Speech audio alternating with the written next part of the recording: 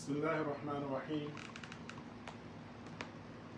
الحمد لله رب العالمين وبه نستعين على أمور الدنيا والدين وصلى الله وسلم على سيدنا محمد خاتم النبيين وآله وصحبه أجمعين ولا حول ولا قوة إلا بالله العلي العظيم.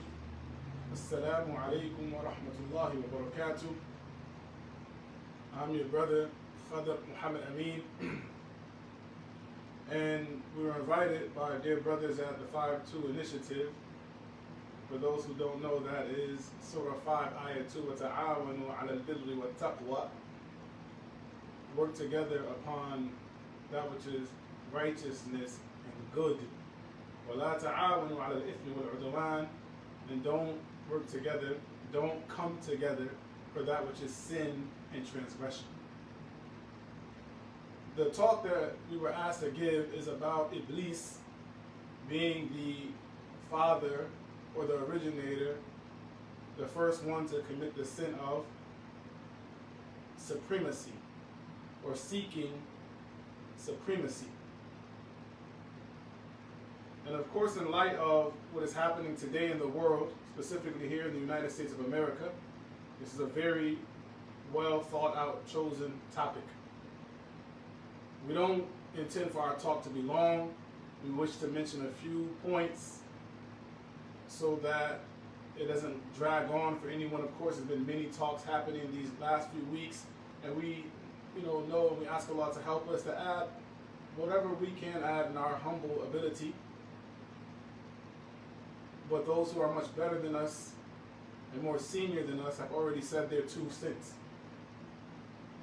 So we just wish to do as much justice to this topic as we can when we ask Allah subhanahu wa ta'ala for his success. The first thing we wanted to identify was the word supremacy. Not just the definition of it, but how is it utilized? Supremacy is utilized normally as one group of people trying to have authority, power over another group, whether it be political or military power over that other group. As well, we have to identify that supremacy is a belief system, it's an aqeedah. Reality, it's an aqeedah. And the first one to hold this aqeedah was Iblees, Shaytaan. And as many people who have gathered under the banner of this supremacy aqeedah or i'tiqad or belief system, they are following the i'tiqad of Shaytaan. It's the reality. They are following the i'tiqad of Shaytaan. As Allah subhanahu wa ta'ala, he mentions in the Quran that in the first story that was mentioned to us was the story of our father Adam and his creation. Just to highlight how this first sin took place, and some people are incorrectly, they say that the first sin was Adam eating from the tree in Jannah. No, this was not the first sin. The first sin was committed by Shaytaan. And it was a sin that caused him to never want to make tawbah from it. They passed it down from generation to generation, from his progeny on and on. They passed on this stinky i'tiqad of supremacy, and they acted in accordance to it. So to highlight the main theme of our talk is that a shaytan was described as istakbara wa aba. Istakbara, istikbar, is to deem yourself to be more than what you really are. So when Allah Ta'ala, he told the angels to prostrate, and Iblees happened to be from amongst it, but he was not an angel, which is the most correct opinion. That he was not an angel, but he was a jinn that was allowed special treatment, you can say, because of his worship. And Allah knew what he was going to become. This was a test for him. When he was told to submit to Adam, after hearing about Adam, after watching Adam, and then finally when Adam was in front of him and he was commanded by Allah to prostrate to Adam as a sign of respect, not out of worship to Adam, but it's following the commandment of Allah subhanahu wa ta'ala. But he was told to prostrate to Adam, to show deference to Adam. And he was not able to. Istakbara. He found himself to be bigger and better than what he really was. He felt himself to be supreme. He sought supremacy over Adam. So the first thing that happened was this i'tiqad. The first sin was a belief sin. The first sin was that he thought himself to be bigger than what he really was. That's what he felt about himself. وَأَبَى. Now, he refused to give the haqq, the right, to the one who deserved the right by the decree of Allah. Allah is the one who gives and takes rights. So Allah subhanahu wa ta'ala is the one who says, this has a right over this. He has a right over him. She has a right over her. And vice versa. Allah subhanahu wa ta'ala gave this right to Adam to be prostrated to. وَأَبَى. And Shaytaan, Iblees, he refused to obey and to give Adam his haqq. So we look at it here, that supremacy is built upon these two foundations. Istakbara, istikbar, seeing yourself as being more than what you really are, and refusing to give the rights to the people. Do we not see our country being plagued with this today? That those who see themselves as being bigger, kibr is this sin. As the Messenger of Allah sallallahu alaihi wasallam, he described this kibr, this arrogance, this supremacy, as being batar al-haq wa ghamat al-nas, refusing to give people or rejecting the truth, which also can be explained to be refusing to give the haqq, rejecting the truth or refusing to give the rights to where they belong, committing dhulm.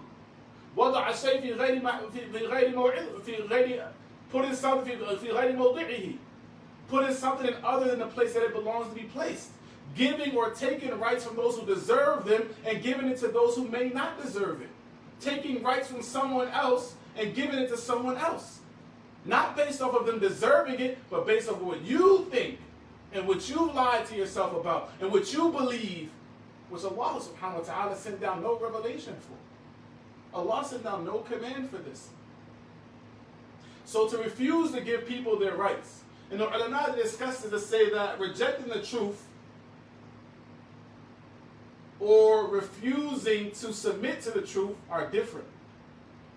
So the one who has kibr is the one who refuses to submit to what they know is true. Not the one who rejects it out of doubt or not knowing it to be true, but the one who knowingly rejects it. This is where supremacy becomes a system. It becomes a system that you knowingly know that you're not giving people their rights and you don't care. Not out of a doubt or something. You know you're not treating the people correctly. You know you're not giving the people their rights. You know you are doing wrong to people and committing dhulm and oppression to people, but you do not care. This is the kibr. And that you look down on the people as if I don't owe you anything. Rather, you're my enemy. When Allah told us about Shaytaan, Shaytaan is an enemy. I do what? So take him as an enemy. So we need to learn what our enemy is about. One of the first things that Shaytaan did, it is a psychological escape, I want to say. It's a way out psychologically from doing what you know to be correct. Mind you, Shaytaan knew the commands of Allah subhanahu wa ta'ala. He was a worshiper of Allah subhanahu wa ta'ala. He served Allah subhanahu wa ta'ala. He knew the command of Allah. So how does a person go, people ask, how does a person go from knowing and supposedly having a strong moral compass, from doing what they know to be improper or incorrect or oppressive? How do they do this? So the question goes, let's look at it now. We're switching slowly from what happened with Shaytaan to what's happening currently here in our country, and as well as what has happened to a select group of people, those who we call the African or the Pan-Africans, or Africans in the diaspora, or Africans who were born in America and were stolen from their homelands, whether they might have came to America previously or may not, people of African descent, how they were oppressed, treated as if they were not humans. So the question comes, how can a person who supposedly has a good moral compass and has a clean heart or is a nice person, how do they go then and kill human beings indiscriminately? How do they go then and light people on fire? How do they then go and destroy businesses only because of a skin complexion? How do they then go and hang people from trees? How do they then go and lynch people and burn them and cut off their body parts and wear their body parts as souvenirs and necklaces? How does a person become this low and then go eat dinner at the table with their family? There has to be something wrong with it. That you can then go and play with your child, and then perhaps even take your child to go see these inhumane actions take place, and then smile later on and act as if nothing is wrong, and sleep well at night. How does a person become like this? There is a theory that is known in the field of psychology called cognitive dissonance. It's a very famous theory. And we can see here how this applies not only with here, but also with Shaytaan. So now we're going to backtrack and go back to the story of Shaytaan and his enmity towards Adam. Then we will connect, inshallah, to the cognitive dissonance that Shaytaan had towards Adam, and as well towards what is called white supremacy today. In the situation with Shaytaan, after Allah subhanahu wa ta'ala, and again to make understandable what cognitive dissonance is, it is that a person has beliefs. Every person has an aqidah. Whether they are a kafir or Muslim, Christian, Jew, Hindu, everyone has an aqidah. What they believe in their heart and hold firm to, whether their aqidah is correct or not. They have their belief system, what their heart is tied to, and their actions stem from. That's the aqidah. That which your heart is firmly tied to and which motivates your actions to take place. So one set of aqidah, we have this cognitive dissonance. That a person has this aqidah that you should not kill. They have an aqidah that you should not steal. You should treat people nice. I was raised to treat people nice and justly. A person will say this. Now how does that same person who may wear a badge or may not wear a badge, who has sworn to uphold law and justice or may not have sworn to uphold law and justice, how do they then go and kneel on a man's neck and kill him in broad daylight? How does this happen? It occurs when a person has a belief that they're doing the right thing, but then they also hold a belief that the one that I'm harming is beneath me. The one that I'm oppressing may not really be a human. Or the one that I'm oppressing, I need to subdue them. We're going to go into it, inshallah. So cognitive dissonance is when a person holds more than one holds beliefs, but then they do things that are contrary to what they believe. So now, for that person to be able to sleep well at night, they have to give themselves a reason why they did that evil action that goes against what they say they believe. So let's say a person says that, I don't want to eat red meat anymore. And I believe that red meat is harmful. Then they go out and they're at a party and they eat a bunch of red meat. So cognitive dissonance, because now they feel bad. They're starting to feel some type of anxiety. Why did I eat red meat? And I think that eating red meat is wrong. Then they tell themselves, well, I was at a party. And I didn't want to hurt my friend's feelings. So this is their justification to make themselves feel at ease for the wrong that they're doing. So going back to the situation with Shaytaan, how does this play into our talk? That when Shaytaan heard about Allah subhanahu wa ta'ala going to create this new creature, Allah told him, I'm going to create a bashar out of teen. Shaytaan, like everyone else in Jannah, was curious to see what was this new creature about. What is all the fuss about this new creature? So when Allah subhanahu wa ta'ala, as it goes in the hadith, that when Allah subhanahu wa ta'ala, the Messenger of Allah sallallahu alayhi wa sallam, لما صور الله آدم في الجنة تركه ما شاء الله أن يتركه. That Allah subhanahu wa ta'ala, when He created Adam, when He fashioned Adam in the beginning, He didn't blow into Adam the nafakh right away. He left him after He fashioned him and gave him his shape in Jannah, as long as Allah willed to leave him. فَجَعَلَ إِبْلِيسُ يُطِيفُ بِهِ يَنْظُرُ مَا هُوَ. So then Iblees, he began to circle around Adam. See, what is this? What is this Adam? What is this creature that Allah created? فَلَمَّا رَآهُ أَجْوَفْ عَرَفَ أَنَّهُ خُلِقَ خَلْقًا لَا يَتَمَالَكَ. So when Iblees was circling around Adam, he realized that he was hollow, ajwaf. He was hollow. That, you know, the human being has cavities inside of him where blood flows through, where nerves are, and the different bodily fluids that are going through him. So he said he's hollow. So Iblees, he thought to himself, and he saw that, oh, this is how his thought goes. Because he's looking for some type of deep, he's looking for some way to feel that he's better than Adam. He says that this is a creation that can't keep itself together. La yatamalik.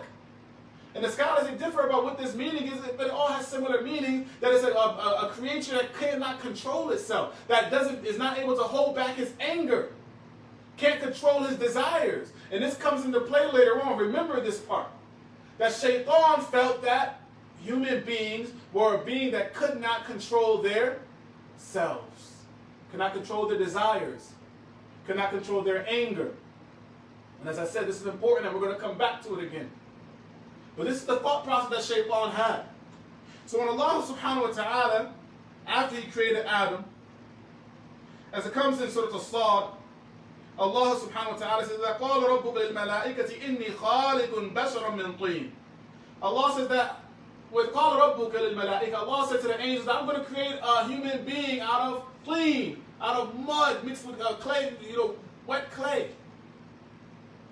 فَإِذَا صَوَّيْتُهُ وَنَفَخْتُ فِيهِ مِنْ رُوحِي فَقَعُوا لَهُ سَاجِدِينَ. Then Allah says, so when I fashion him fully, and I blow into him from the spirit that I give to him, فَقَعُوا لَهُ سَاجِدِينَ, then fall down to him in prostration. That's a command from Allah. After I complete him and I blow into him, then you're going to have to prostrate to him. فَسَجَدَ الْمَلَائِكَةُ كُلُّهُمْ أَجْمَعُونَ. So all of the angels, they prostrated to Adam. إِلَّا إِبْلِيسَ اسْتَكْبَرَ وَكَانَ مِنَ الْكَافِرِينَ. Except for Iblees. And another ayah said, وَكَانَ مِنَ الْجِنِّ. He was from the jinn, he wasn't an angel. إِلَّا إِبْلِيسَ اسْتَكْبَرَ وَكَانَ مِنَ الْكَافِرِينَ. Except for Iblees, he thought himself to be too big. He thought that he had rights that he did not have. Istakbara. And he was from amongst the ones who rejected. He was from amongst the ungrateful ones. So Allah asked him, قَالَ يَا إِبْلِيسُ مَا مَنَعَكَ أَن تَسْجُدَ لِمَا خَلَقْتُ بِيَدَيَّ. So what? Allah asked him, Ya Iblees, what caused you, what prevented you from prostrating to that which I created with my own two hands? So Allah is saying, showing you the virtue of Bani Adam.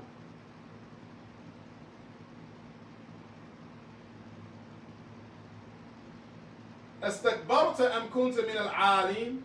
Did you see yourself as being too big? Or are you too haughty? Or do you see yourself as being more than what you really are? Are you that elevated? قَالَ أَنَا خَيْرٌ مِّنْهُ. He said it clear. I'm better than him. I'm more supreme than him. I have supremacy over him. So I don't have to give him his rights. That's what this means. I don't have to give him his rights. خَلَقْتَنِي مِن نَارٍ وَخَلَقْتَهُ مِن طِينٍ. You created me from fire, and you created him from clay. So we already see here that now he's given his reason why he did not submit to the command of Allah, which he knew he was supposed to submit to. So you have to he needed a justification for what he's going to do now, that he's rebelling against the command of Allah. And he knows that he's supposed to submit to Allah. He knows the punishment of Allah. He knows he has no might or no power except that which Allah allows him to do. So what makes someone who knows this reject like this? He felt that he was better. He justified it in his mind. That I'm better. I watched this creation. I know that he can't control it. I think that I can conquer him. And as he says, he asked Allah for respite because now he wants to go to war. He wants to now show his supremacy. He wants to now show his authority as he thought, which was incorrect. The first thing we have to know about supremacy, or another thing we have to know about supremacy, is that normally the one who tries to act supreme over another, and they feel they have to boast in this manner, that this is really an inferiority complex. That I feel inferior to you, whether it's true or not. Because we're not saying any race or complexion is inferior to another at this moment in time. But this is built upon someone else thinking this, whether it's true or not. Because Shaytaan, when he mentioned the reason why he felt he was better, he mentioned something that Ibn Taymiyyah, rahimahullah ta'ala, he mentioned a qiyas that was facet. A qiyas that didn't, he made an analogy that didn't even matter. I didn't submit to him because you created him from clay and I'm created from fire. Ibn Taymiyyah, he goes on a list, at least 5 different points why clay can be better than fire. To show that Iblees' analogy was incorrect. Just as other people who claim supremacy, they have these incorrect and false ideologies that they try to stand behind. So Iblees, he made a analogy between what they were created from and not what they were created for. Because Allah subhanahu wa ta'ala did not honor Adam over Iblees and everything else because of being created from clay or Iblees being created from fire. He was honored because of knowledge. He was honored because what he was sent to the earth to do. So Iblees attacked it from the wrong way in the first time. Similarly to what I said, I wanted to go back to this cognitive dissonance because it's very important to understand in supremacy. That you have people, now coming back to our current situation. We established that Iblees was the first one to commit this belief. And he was the first one to act on it as well. The belief led to him acting on it by not giving Adam his rights. So that now we have a situation where people are brought and stolen from their homeland. The women are raped, men are torn apart, children are separated from their parents, never to see them again, worked until they died in the fields, burning sun, limbs chopped off. How does a person do this? People began, politicians, scientists, doctors, began to try to find a way to make the people believe that the people they were treating like this, the human beings, the human souls that Allah subhanahu wa ta'ala created, that they were not a full human being. They were only 3/5 of a human being. That in reality they are not a complete human. And some scientists were trying to bring facts and correlate their theories, not facts, correlate their theories and say that, no, this is the child of an ape. That the skull shape of this Negro, black individual, shows that his enlarged skull shows that he's actually a descendant of an ape. Or that his enlarged skull is because of a hollow brain, there's nothing but air inside. He's not really a human. Even so much so that recently there were studies, a survey shown, taken by medical students by the National Science Association, to say that African Americans or African descendant people, they are able to tolerate pain more than others. So that what you do to them of harm doesn't affect them so much. Doesn't affect them so much. Do you see the mind games that the people are trying to play to allow people to believe that the harm and the oppression and the genocide that they are committing It's not that bad. You can sleep at night. It's not that bad. They're not a full human being. Even to the extent that we know that up until the Dred Scott case, that they were not considered a person who was not, the person who was of Negro descent or of African descent was not even to be able to be a full citizen in this country. They were not granted citizenship in a country that they built with their back, sweat, and blood. Even until recently, so now a person says, okay, why do they still hold supremacy issues? When they understand, it is known factually that of course they are human beings, it's known factually that they don't descend from apes, then why do they still have the ability to try and be supreme over everyone else? We go back to the first statement, the first thing that that Iblees noticed about Adam. When he said, well, this is a creation that can't control itself.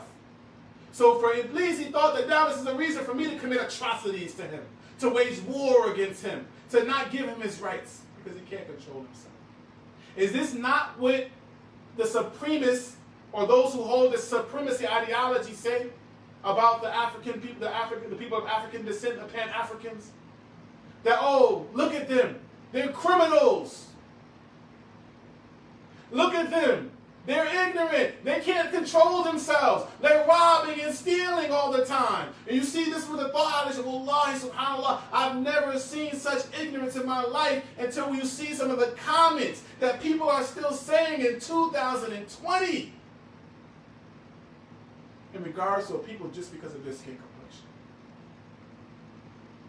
They have to give themselves a reason, cognitive dissonance, to say why what they're doing is okay.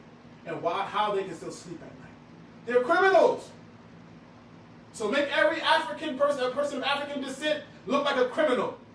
Incriminate them for the same crime that a white person, a person of white skin, of course white is not the color of the skin, but this is the term that people understand. Make them look like criminals. And the ones who are not criminals, link them together because you say, oh, look, they dress the same. I saw comments that people said, just because they dress like this, they're criminals. They'll rob you. This is 2020. We're not talking about 20, 30 years ago. Still today in 2020, people believe that how a person dresses necessitates that they're a criminal. Incriminate them. The same crime that a person of white skin commits. Give this one more time. They can't control themselves in those ghettos of theirs. Right? That's what they're saying. So we have to control them and police them. And sometimes, realistically speaking, we add to this by giving into the narrative that they narrate for us. When some people act out of control, but it doesn't mean that the overwhelming population are out of control. Just like amongst other populations, people act out of control. So incriminate them, make them look like they cannot control themselves, like they act like animals. Look at them, they act like animals. So what do you do with the animal? You put it in a zoo, or you put it down. If an animal is a rabbit, it's a rabbit dog, you put it down. So now a person doesn't feel bad about putting this rabbit dog down because they believe they're animals.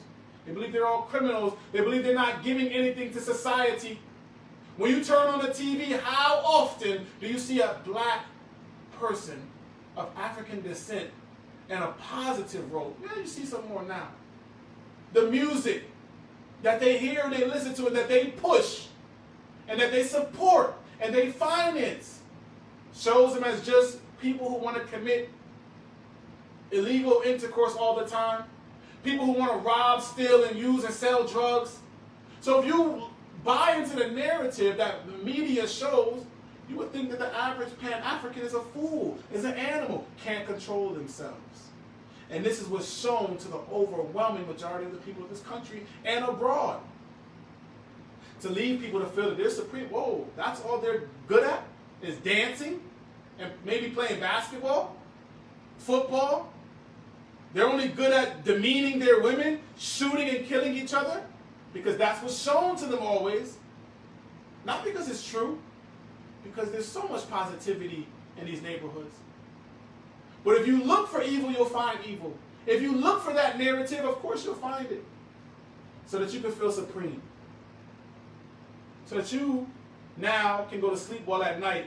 When you see a black man gunned down the street, say, oh, he probably was a criminal. Before you even ask the question, was he, or investigate, he probably was a criminal. They're all criminals. You don't feel bad when you go to sleep at night. When the police officer goes home at night and says, I had a killing, I had a shooting today. They don't say I killed anyone. There was an officer involved shooting today. But what happened? Oh, some black guy. Oh, it's okay, baby, don't worry. How did you kill someone? You killed a human being. No one gave you the right to do that. You took the right that Allah gave that human being to live from them. And Allah didn't give you that right. Istakbara wa aba. Became big and thought that you had the ability to do what you did not have the ability to do. Thought you had rights that you did not have. That you could take life when you felt like you could take life. Because you feel that you're better than this one. So, to end, I didn't want to drag this on. I believe that I did a little bit. I wanted to mention two things, two keys that are necessary for us to do within ourselves. To start with ourselves. To combat any cultural supremacy. Whether it's white supremacy, black supremacy, brown supremacy, yellow supremacy, all of it doesn't matter in the eyes of Allah subhanahu wa ta'ala. Allah, the Prophet says, "At-taqwa ha-huna, wa yashiru ila qalbi thalath marrat." The Prophet says, "At-taqwa ha-huna," the taqwa is in the heart. The real thing that makes a person better than another person being taqwa is something that can't be seen except by Allah, and whatever actions a person puts forward, only Allah knows if that's sincere or not. So the real thing that can be seen and is known and judged and weighed by Allah is that which just comes from the heart. And that doesn't have a color. You can't see it. So what I want to mention, bi'idhnillahi ta'ala, as two small points that we can start, because sometimes we go too far, but two small points that we have to put out there, inshallah, for how we can combat this supremacy complex, or this aqeedah, this i'tiqad of supremacy. How do we combat it? The first thing that we have to realize is who were the ones that Iblees realized would be safe from his plots and from his attacks with his supremacy. He mentioned illa ibadaka minhum al-mukhlisin, except those slaves of yours who are sincere. So the first thing we have to do first is make dua to Allah, turn to Allah sincerely. Sincerely turn to Allah and ask Allah for help. Make our da'wah, make our call, make our work to please Allah, number one, because then Allah will give us success. Don't make it for any other reason. Firstly, except to seek the pleasure of Allah and to give Allah His rights and to give the rights to whoever Allah subhanahu wa ta'ala says deserves those rights. So to be sincere. We don't have to make our call to anything except to be sincere. And to work together based on that sincerity. وَتَعَاوَنُوا عَلَى الْبِرِّ وَالتَّقْوَى. Work together anywhere that is righteousness. Of course, without a shadow of a doubt, if there's something that we disbelieve in Islam and we do not support, we should be vocal about it and say that we don't support that. But aside from those things that we do not support, we should work together with the people, whether they're Muslim or not Muslim. Whether they're Muslim or not Muslim. We should work together with those people. Whether there's someone that we deem to be righteous or unrighteous. As it comes in the hadith, إِنَّ اللَّهَ لَيَنْصُرُ هَذِهِ الدِّينِ بِرَجُلٍ فَاجِرٍ. Allah, the Prophet says, Allah will aid this deen by evil, a wicked person. Allah will surely aid this deen even by the help of a wicked person. So yes, we don't call at all to working on principles that go against Islam. We're not going to support someone in their evil. But when those people want to work together with us upon the good that we believe and know to be good in Islam, then we work with anyone. That's the reality. That's the reality. If they want to work by the principles that we believe in Islam, then we'll work with them. We'll work with them when we have to work with them. But we have to be sincere, number one. And be sincere to Allah. That we're doing this for Allah, not for fame, not for fortune, not to be the one that said, I helped this. No. Sincere to Allah. That's everything we do. Has to start with sincerity to Allah. Lastly, number two. And again, I want to make it clear what I'm saying. So no one later tries to chop and spice. What I'm saying is that we can work with anyone as long as they're in our framework of our principles that we stand on. We stand on our principles for sure, and we're not bending or oiling our principles down for anyone. When they want to call to their evil, we separate from them in that.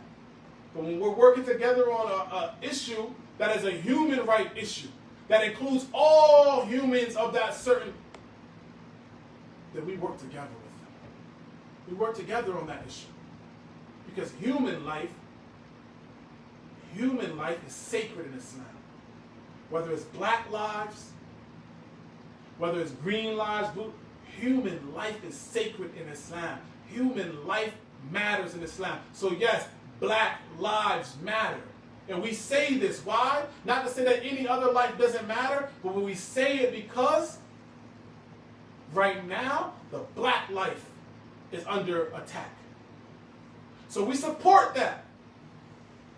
We support that call wherever there's righteousness involved in it. And if there's some unrighteous behavior, then we do not support it, and we say that it's evil. But we support the fact that we believe in Islam that black lives do matter.